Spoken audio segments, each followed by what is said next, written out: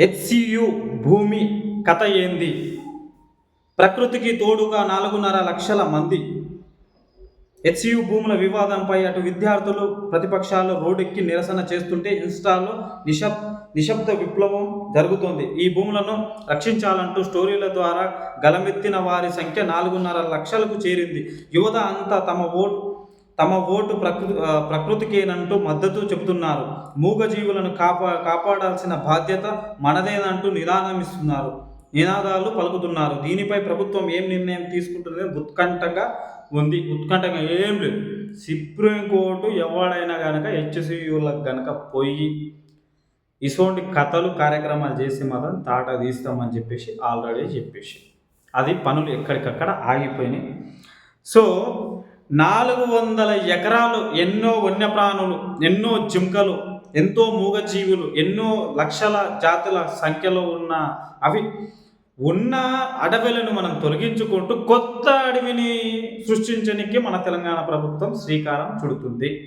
అంటే last time మీకు idea ఉండొచ్చు, మనకు సన్ సిటీ ఆ ఏరియాలో 150 ఎకరాలలోనో 200 ఎకరాలలో ఒకటి కొత్త పార్కును రెడీ చేస్తుంది. ఏం చేయడానికి? ఒక అడవి అనేది తనంతట తను సృష్టించుకొని ఒక అడవి అక్కడ హెచ్సియులో ఉంది.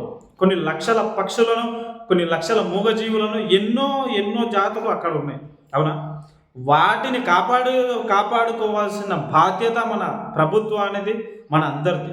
కాబట్టి దాన్ని మేము తీసేస్తాం, కొత్తగా పార్కులు చేస్తాం, అర్బన్ పార్కులు చేస్తాం, ఈ పార్కులు చేస్తాం, ఆ పార్కులు ఎందుకు?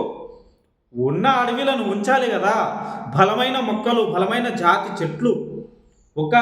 మనము ఒక పార్కులో మనం చెట్లు పెట్టామనుకో, ఏదో పనికి మాలిన పిచ్చి మొక్కలు, అదేదో అడవిలో బలమైన మొక్కలు బలంగా ఉంటాయి, చాలా మంచిగా ఉంటుంది. అసొంటి దాంట్లో మనం కాపాడుకోవాలి. సుప్రీంకోర్టు ఆల్రెడీ తీర్పు ఇచ్చేసింది. వాటి జోలికి పోతే మాత్రం ఒక కమిటీ చేసేసింది, ఒక 6 మంది సభ్యులతో. తర్వాత నెక్స్ట్ 6 నెలల వరకు దాని మీద ఫోకస్ చేసేసి ఎవడందులో పోవద్దని చెప్పేసి ఒక కమిటీ చేసేసింది. సో అది గుర్తుపెట్టుకోవాలి అందరూ.